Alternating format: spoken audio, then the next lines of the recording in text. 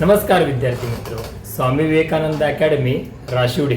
आज आपण गणित भाग 2 या विषयाची उजळणी पाठ पाहणार आहोत. या उजळणी पाठामध्ये आपल्याला पेपर पॅटर्न पाहायचा आहे, जेणेकरून राहिलेल्या एका दिवसामध्ये गणित विषयाची तयारी चांगल्या प्रकारे कशी करता येईल याच्यावरती आपण जास्त भर देणार आहोत. आपल्याला पेपर पॅटर्न जर नुसार विचार केला तर प्रत्येक कन्सेप्ट क्लिअर करता येईल, जेणेकरून यामध्ये येणाऱ्या प्रत्येक पॉईंटवरती जर आपण भर दिली तर नेमका पेपरचा अभ्यास राहिलेल्या दिवसामध्ये कसा करायचा आहे हे प्रत्येक विद्यार्थ्याला समजेल. पहा, पेपर पॅटर्न आपण पाहू. गणित भाग 2 मध्ये एकूण आपल्याला महत्त्वाचे 5 प्रश्न दिले जातील. प्रश्न क्रमांक 1, प्रश्न क्रमांक 2, प्रश्न क्रमांक 3, प्रश्न क्रमांक 4, आणखी प्रश्न क्रमांक 5. या पद्धतीने आपल्याला एकूण 5 प्रश्न दिलेले आहेत. प्रश्न क्रमांक 1 मध्ये ए हा योग्य पर्याय निवडा, म्हणजेच एमसीक्यू टाईप प्रश्न विचारला जाईल. एकूण मार्क किती विचारले जातील? 4 मार्कसाठी दिला जाणार आहे. बी हा सोडवण्यासाठी काही क्वेश्चन दिले जातील. 1-1 मार्काचे प्रश्न असणार आहेत, जेणेकरून ते किती मार्कसाठी एकूण होतील? 4 मार्कसाठी 4 प्रश्न दिले जातात. पहा, योग्य पर्याय निवडा, एकूण 4 मार्क आहेत. आणखीन सोडवण्यासाठी एकूण 4 प्रश्न दिले आहेत. असे एकूण आपल्याला यामध्ये 8 मार्कांची तयारी व्यवस्थित करता येईल. ओके, हा झाला आपला प्रश्न क्रमांक 1. प्रश्न क्रमांक 2. आता प्रश्न क्रमांक 1 आणखीन प्रश्न क्रमांक 2 यामध्ये असणारा फरक लक्षात घ्या. प्रश्न क्रमांक 1 मध्ये एकूण 4 गाले जागा विचारलेल्या आहेत. आपल्याला एकूण 6 चॅप्टर आहेत. 6 चॅप्टर पैकी 4 गाले जागा विचारल्या जाणार, म्हणजे 4 चॅप्टरच्या 4 गाले जागा विचारल्या जाणार आहेत. त्याचबरोबर या ठिकाणी 1-1 मार्काचे 4 प्रश्न, म्हणजे 4 चॅप्टरवरती 4 क्वेश्चन विचारले जाणार आहेत. म्हणजे तुमच्या या ठिकाणी लक्षात येईल 1 मार्क किंवा गाले जागा याच्यासाठी तुमच्या 6 पैकी 4 चॅप्टरचा रेफरन्स घेतला जाणार आहे. ओके, हा झाला प्रश्न क्रमांक 1 एकूण 8 मार्कांसाठी. त्यानंतर आपण प्रश्न क्रमांक 2 पाहूया. प्रश्न क्रमांक 2 मधील ए मध्ये तुम्हाला कृतीपत्रिका विचारली जाणार आहे, ऍक्टिव्हिटी विचारली जाईल. किती मार्कसाठी असणार आहे? 4 मार्कसाठी. एकूण 2 कृतीपत्रिका यामध्ये आपल्याला पूर्ण लिहायचे आहेत. 4 मार्कसाठी क्वेश्चन विचारला जाईल. त्याचबरोबर याच प्रश्नातील दुसरा उपप्रश्न असणार आहे. तुम्हाला 4 प्रश्न 2-2 मार्काचे सोडवायचे आहेत. एकूण 8 मार्कसाठी हा प्रश्न विचारला जाईल. या पद्धतीने आपल्याला ए आणि बी एकत्रित मिळून प्रश्न क्रमांक 2 हा 12 मार्कासाठी विचारला जाणार आहे. बघा, प्रश्न क्रमांक 1 हा आपल्याला 8 मार्कसाठी विचारलेला आहे. प्रश्न क्रमांक 2 हा 12 मार्कसाठी विचारलेला आहे. आणि व्यवस्थित लक्ष द्या, प्रश्न क्रमांक 1 व प्रश्न क्रमांक 2 हे खूपच सोपे असणारे क्वेश्चन्स असतात. इझी क्वेश्चन म्हणून याला ओळखलं जातं. कशावरती अवलंबून आहेत? तुमच्या काही बेसिक कन्सेप्ट क्लिअर असणं गरजेचं आहे. आणखी फॉर्म्युले जास्तीत जास्त पाठ असणं गरजेचं आहे. छोटे छोटे 1 मार्काचे प्रश्न फॉर्म्युल्यांच्यावरती या प्रश्नामध्ये पाहायला मिळतील. त्यामुळे तुम्हाला एक टार्गेट मिळणार आहे की काही बेसिक कन्सेप्ट तुम्हाला व्यवस्थित क्लिअर करून घ्यायचे आहेत. आणि जे काही तुमच्या पुस्तकामध्ये फॉर्म्युले आलेले आहेत, गणित भाग 2 मध्ये जवळपास 60 ते 70च्या दरम्यान आपल्याला एकूण फॉर्म्युले पाहायला मिळतात. ते फॉर्म्युले तुम्हाला व्यवस्थित पाठ असणं गरजेचे आहे. त्याच्यातील काही फॉर्म्युले असे आहेत जे 1-1 मार्काचे प्रश्न तयार करून देऊ शकतात. त्यामुळे आपल्याला प्रश्न क्रमांक 2 मध्ये जर आपल्याला आपली तयारी करायची असेल, कृतीपत्रिका तुम्ही इझिली सॉल्व्ह करू शकता, परंतु सोडवण्यासाठी जे काही 4 प्रश्न दिले जाणार आहेत 8 मार्कासाठी, ते आपल्याला व्यवस्थित कव्हर करता येणं अपेक्षित आहे. यासाठी आपल्याला तुमच्या बेसिक कन्सेप्ट आणि फॉर्म्युले लक्षात ठेवणं अपेक्षित आहे. त्याचबरोबर याच्यामध्ये प्रमेयांचा सुद्धा वापर केला जाऊ शकतो. त्यामुळं लक्षात ठेवा, तुम्हाला प्रमेय, बेसिक कन्सेप्ट आणखीन फॉर्म्युले जर व्यवस्थित पाठ असतील तर एकूण 12 + 8 20 मार्काचा पेपर तुम्हाला इझिली सॉल्व्ह करता येईल. ऑलरेडी आपला गणित भाग 1 चा पेपर संपलेला आहे. त्यासाठी तुम्हाला किमान 20 मार्क मिळत असतील. तर या पहिल्या सेक्शन मध्ये 20 मार्क काढत असाल तर 20 आणि 20 एकूण 40 मार्कांची गणितची तयारी तुम्हाला झालेली पाहायला मिळेल. त्यामुळे आपण गणित भाग 1 आणि गणित भाग 2 उद्याच्या पेपरला टार्गेट घेऊनच कव्हर करायचं आहे, की जेणेकरून आपल्याला या 20 मार्कांपैकी 1 मार्क सुद्धा कमी होणार नाही. याची सर्वांनी जबाबदारी घ्यायची आहे. इथपर्यंतच्या भागाला आपण सेक्शन ए म्हणू किंवा भाग 1 म्हणू. उरलेला भाग कोणता असणार आहे प्रश्न क्रमांक 3, प्रश्न क्रमांक 4 आणि प्रश्न क्रमांक 5. ओके, पहा ऑलरेडी आपण प्रश्न क्रमांक 1 व प्रश्न क्रमांक 2 कशा प्रकारे तयार करायचे आहे हे सांगितलेलं आहे. आता आपलं टार्गेट खऱ्या अर्थाने या ठिकाणी बाळून सुरू होईल. 20 मार्काचा जर पेपर तुम्ही कव्हर व्यवस्थित केलेला असेल तर खरा पेपर जो तुमचा सुरू होणार आहे तो प्रश्न क्रमांक 3 पासून. हा पेपर ज्यांना कव्हर झालेला असेल त्यांना नक्कीच या पेपरमध्ये 40 पैकी 30 ते 35 मार्कापर्यंत किंवा इव्हन 40 पैकी 40 मार्क काढायला सुद्धा कोणती अडचण येणार नाही. यामध्ये आराखडा आपण पाहूया. प्रश्न क्रमांक 3 ए मध्ये 2 कृतीपत्रिका दिल्या जातील, त्याच्यापैकी 1 कृतीपत्रिका तुम्हाला सोडवायची आहे. एक किती गुणांसाठी असणार आहे ती? 3 गुणांसाठी असणार आहे. आणखीन 2 प्रश्न सोडवण्यासाठी दिले जातील जे एकूण किती मार्कासाठी असणार आहेत? 6 गुणांसाठी असणार आहेत. 3 आणखीन 6 एकूण 9 गुणाकरता हे आपल्याला प्रश्न क्रमांक 3 मध्ये विचारलेले प्रश्न असतील. आपल्याला 9 गुणांची तयारी प्रश्न क्रमांक 3 मधून करून घेता येते. राहिला भाग प्रश्न क्रमांक 4चा. प्रश्न क्रमांक 4 मध्ये आपल्याला एकूण 2 प्रश्न सोडवायचे आहेत जे एकूण 8 मार्कसाठी विचारले जातील. आणखीन प्रश्न क्रमांक 5 हा एकूण 3 मार्कासाठी विचारला जाईल. एकच प्रश्न सोडवायचा आहे. आता याच्यामध्ये नेमका अभ्यास कशा प्रकारे करावा लागणार तो पाहूया.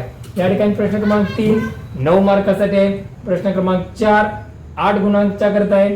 प्रश्न क्रमांक 5 हा 3 गुणांच्या करता विचारलेला प्रश्न असेल.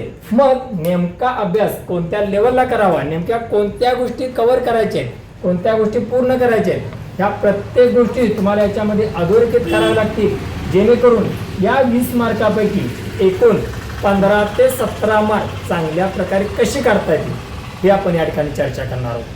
100% आपला पॉझिटिव्हिटीने अभ्यास व्यवस्थित कव्हर झाले असेल, जास्त अडचण येणार नाही. परंतु काही गोष्टी आपल्याला समजत नाही की कोणत्या लेवलला स्टडी करायचा आहे. सुरुवातीपासून स्टडी चांगला असतो परंतु ह्या एका दिवसामध्ये नेमकं काय वाचावं किती वाचावं हे समजत नाही. त्यामुळे थोडंसं कन्फ्युजन होण्याची शक्यता या ठिकाणी जास्त असते. त्यामुळे कृतीपत्रिका या पॉईंटमध्ये जास्त अडचण येत नाही विद्यार्थ्यांना. त्यामुळे तुम्ही हा भाग व्यवस्थित 3 मार्काचा सोडू शकताय. परंतु 3 मार्कासाठी जे 2 प्रश्न सोडवायचे आहेत बाळांनो लक्षात घ्या. प्रश्न क्रमांक 3, प्रश्न क्रमांक 4 आणि प्रश्न क्रमांक 5 या प्रश्नांमध्ये जवळपास 90% प्रश्न हे तुमच्या पुस्तकामध्ये दिलेच असतात. खरं ते प्रॅक्टिस होणं अपेक्षित आहे. मग हे प्रश्न सोडवण्याकरता गरज कशाची आहे पहा. या ठिकाणी पहिलं म्हणजे तुम्हाला सर्व प्रमेय, महत्वाची प्रमेय असणार आहेत. जवळपास 9 प्रमेय आहेत. त्या 9 प्रमेयांची तयारी तरी चांगल्या प्रकारे करून ठेवता येणं गरजेची आहे. कारण का एखादं प्रमेय तुम्हाला परीक्षेसाठी विचारण्याची शक्यता जास्त आहे. त्यामुळे आपल्याला ही 9 प्रमेय, एकूण 16 प्रमेय आहेत. 16 पैकी 9 प्रमेयांची तुम्हाला नावे मी शेवटी सांगतोय. त्या प्रमेयांची पाठांतर करून घ्या, त्याच्यानुसार तयारी करून घ्यायची आहे. या 9 पैकी 1 प्रमेय या 4 मार्काच्या प्रश्नामध्ये विचारलं जाऊ शकतं किंवा 3 मार्काच्या प्रश्नामध्ये विचारले जाऊ शकते. Depends on pattern. त्यानुसार आपल्याला विचारले पाहायला मिळेल. 1 म्हणजे प्रमेय पाठ करायचे. नंबर 2 जी काही सूत्र या पुस्तकामध्ये पाहायला मिळतात कोणत्याही चॅप्टर मध्ये असू द्या ती संपूर्ण सूत्र तुम्हाला पाठ असणं गरजेचे आहे. हे सूत्र जर पाठ असतील तर राहिला क्वेश्चन कोणता? ऍप्लिकेशन म्हणजे काय असणं काय गरजेचं आहे? तुमच्या बेसिक कन्सेप्ट या फॉरवर्ड असणं गरजेच्या आहे. ह्या 3 घटकांच्या वरती हे 3ही प्रश्न तुमचे डिपेंडंट असले पाहायला मिळतील. प्रश्न क्रमांक 3, प्रश्न क्रमांक 4 आणि प्रश्न क्रमांक 5. प्रमेयांची तयारी करायचे, सूत्र पाठ करायचे आणि आपल्या कन्सेप्ट क्लिअर करायचे. Concept means what?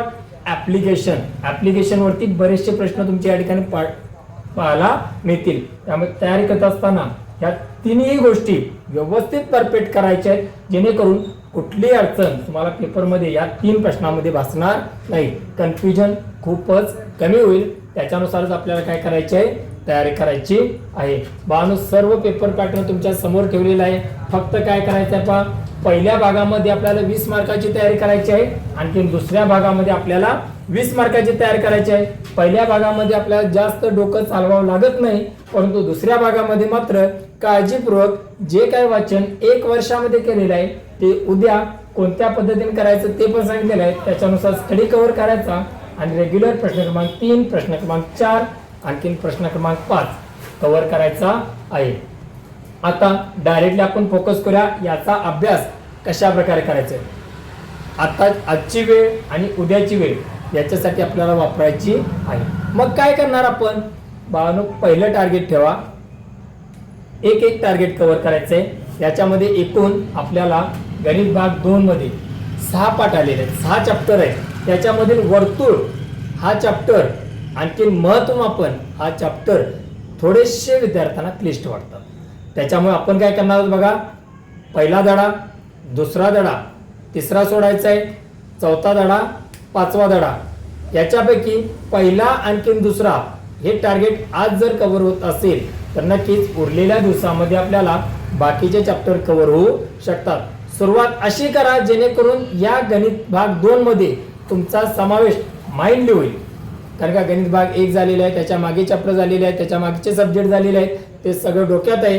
गणित भाग 2 जर डोक्यात घ्यायचा असेल तर बाळांनो पहिल्यांदा सोपा चॅप्टर तुमच्या समोर असणं अपेक्षित आहे. नाहीतर आता नेमकं काय वाचू हे पण लक्षात येणार नाही. एखादा प्रश्न अवघड वाटला, आता माझं सिलेबस कव्हर होतोय की नाही वाचून, ह्या गोष्टी ह्या थिंकिंग तुमच्या माइंडमध्ये येण्याची शक्यता आहे.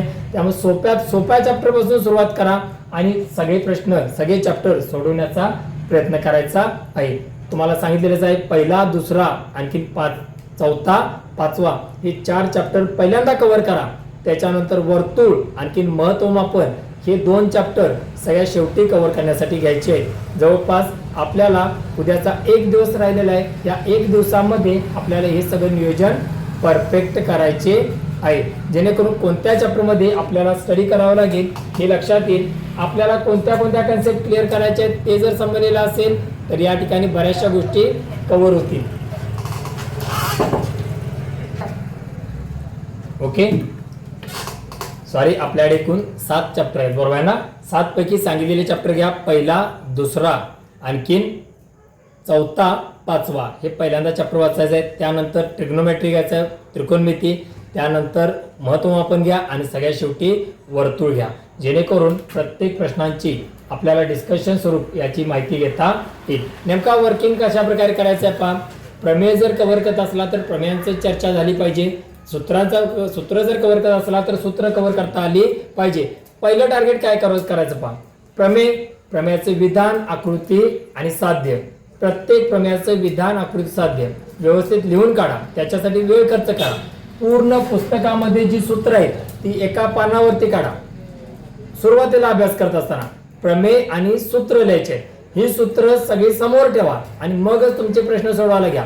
जे काही सूत्र लागत आहे ते समोर दिसणं अपेक्षित आहे. जे काही प्रमेय वापरायचं आहे ते समोर दिसणं अपेक्षित आहे. या पद्धतीने जर स्टडी केला तर प्रश्नांच्यासाठी जो वेळ खर्च करावा लागणार आहे तो कमी लागणार आहे. त्यामुळे एका दिवसामध्ये चांगल्या प्रकारचा अभ्यास आपण पूर्ण करू शकतो. नक्कीच तुम्हाला याचा वापर जास्तीत जास्त करता येईल. कारण का, हे जर कव्हर करायचं असेल तर आपण 1 वर्ष ज्याच्यासाठी वाचलेलं आहे त्याला एका दिवसामध्ये कव्हर करण्यासाठी ह्या गोष्टी पूर्णत्वाने तुमच्या समोर असणं अपेक्षित आहे. त्यामुळे तुम्हाला पेपर कव्हर करण्यासाठी जो सिलेबस कव्हर करायचा आहे तो टार्गेटनुसार कव्हर करता येईल. काही प्रॉब्लेम येणार नाही. शक्यतो प्रमेयांच्या वरती आणि सूत्रांच्या वरती जी कमांड पाहिजे ती ठेवण्याचा प्रयत्न करायचा आहे. सकाळी जर तुम्ही प्रमेय लिहिलेला असला, सूत्र लिहिलेला असला, दिवसभर प्रत्येक प्रमेय प्रत्येक सूत्रावरती गणित सोडवा आणि संध्याकाळच्या सेशनमध्ये परत आणखीन एकदा न बघता प्रत्येक सूत्र लिहिण्याचा प्रयत्न करायचा आहे. एक आणि एक सूत्र असू द्या किंवा एक आणि प्रमेय असू द्या, न बघता लिहिण्याचा प्रयत्न करायचा आहे, जेणेकरून आपल्याला या 20 मार्कामध्ये सुद्धा कोणतीही तफावत न ठेवता 17, 18, 19 किंवा 20 मार्कापर्यंत आपला रिझल्ट दाखवता येईल. ही प्रत्येक गोष्ट तुम्हाला कव्हर करायची आहे. आता राहिला सगळ्यात महत्त्वाचा भाग, सर नेमकी प्रमेय कोणती पाठ करायचे. बघा, पहिला चॅप्टर घ्या, समरूपता. या समरूपता चॅप्टरमध्ये पहिलंच प्रमेय प्रमाणाचे मूलभूत प्रमेय, दुसरं कोण दुभाजकाचे मूलभूत प्रमेय, तिसरं 3 समांतर रेषा व छेदिका यांचा गुणधर्म, चौथं समरूप त्रिकोणाच्या क्षेत्रफळाचे गुणोत्तर. ही 4 प्रमेय पहिल्या पाठामध्ये आलेली पाहायला मिळतील. या 4 प्रमेयापैकी एखादं प्रमेय बऱ्याच वर्षी पेपरमध्ये आहे तसं विचारलेलं पाहायला मिळेल. दुसरा चॅप्टर आहे आपला पायथागोरसचे प्रमेय. दुसऱ्या चॅप्टरमध्ये आपल्याला भूमितीमध्ये आणखीन पायथागोरसचे प्रमेय हे डायरेक्टली विचारलेले पाहायला मिळेल, जेणेकरून दोन प्रमेयापैकी एक प्रमेय हे तुम्हाला काय करलं जाणार आहे, 3 किंवा 4 मार्कसाठी विचारलं जातं. अपोलोनियसचे जे प्रमेय आहे ते ऍप्लिकेशन म्हणून विचारले जाते. ज्या तुम्हाला कन्सेप्ट क्लिअर करा म्हणून सांगितलेलं आहे त्या कन्सेप्ट मध्ये आपल्याला अपोलोनियस प्रमेयाची तयारी करून घ्यायची आहे. अपोलोनियस प्रमेयाचा रिझल्ट कशा प्रकारे काढतात हे शिका. त्यावरती तुम्हाला 3 मार्काचे न्यूमरिकल्स विचारले जातात. चांगल्या प्रकारचे मार्क्स अपोलोनियसचे प्रमेय तुम्हाला मिळून देऊ शकते. थोडस किचकट वाटायला जरी रिझल्ट असला तरी मात्र त्याची जर कन्सेप्ट क्लिअर असेल तर त्यावरचा क्वेश्चन सोडवायला तुम्हाला काही प्रॉब्लेम वाटणार नाही. जेणेकरून आपल्याला प्रमेयामध्येच या कन्सेप्ट कव्हर करून घ्यायच्या आहेत. वर्तुळ चॅप्टरमध्ये जास्तीत जास्त प्रमेय विचारलेले आहेत. त्यामुळे नेमकं प्रमेय कोणतं पाठ करावं ही संदिग्धता विद्यार्थ्यांच्या मनामध्ये राहिलेली पाहायला मिळेल. अशी वर्तुळ चॅप्टरमध्ये कोणती प्रमेय आहेत जी पाठ केली तर डायरेक्टली त्यांचा वापर आपल्याला पेपर पॅटर्नसाठी करून घेता येईल. पाहू शकताय आपल्याला पहिल्यांदाच दिलेलं आहे स्पर्शिका छेदिका प्रमेय त्याच्यामध्ये पाहायला मिळेल. त्यानंतर आपल्याला दुसरं प्रमेय सगळ्यात महत्त्वाचं असणार आहे ते आंतरलिखित कोणाचे प्रमेय आहे. हे 2 प्रमेय तरी अगोदर पाठ करायचे आहेत.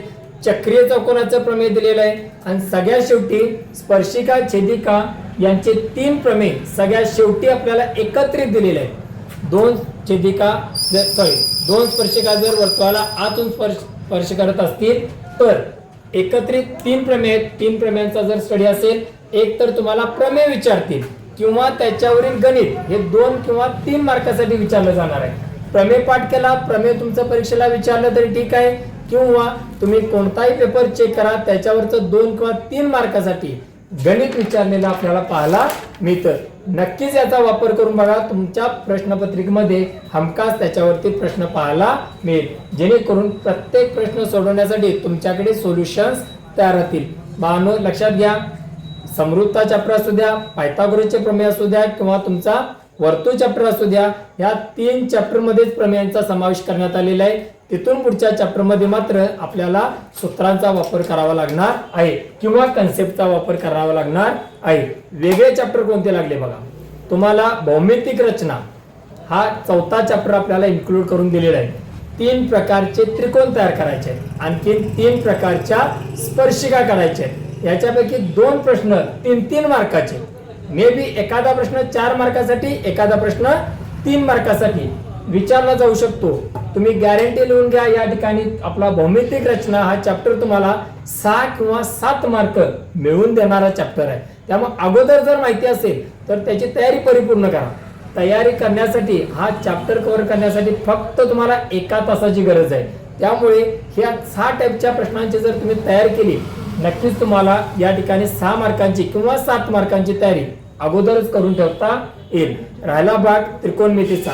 त्रिकोणमितीचे जर सूत्र पाठ असतील तर नक्कीच त्रिकोणमितीचे पहिले जे प्रश्न विचारलेले आहेत तुमच्या पुस्तकामध्ये सोडून दिलेले प्रश्न पहा.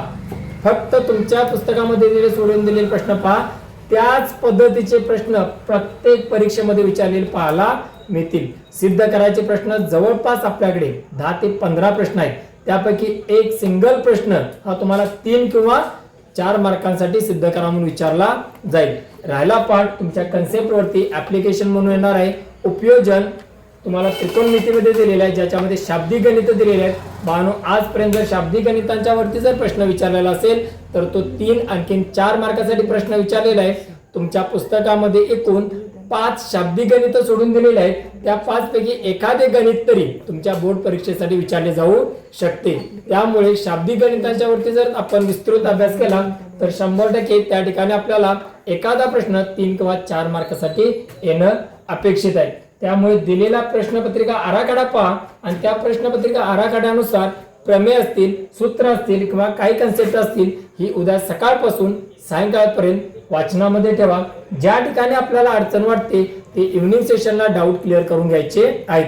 सूत्र जी काही पाठ केल्यात ती इव्हनिंग सेशनला परत आणखीन एकदा रिवाइज करून घ्यायचे आहेत. एखादं रफ पेज घ्या. रफ पेज वरती पूर्ण सूत्र पहिल्या धड्यापासून शेवटच्या पाठापर्यंत पूर्ण सूत्र व्यवस्थित लिहून घ्या.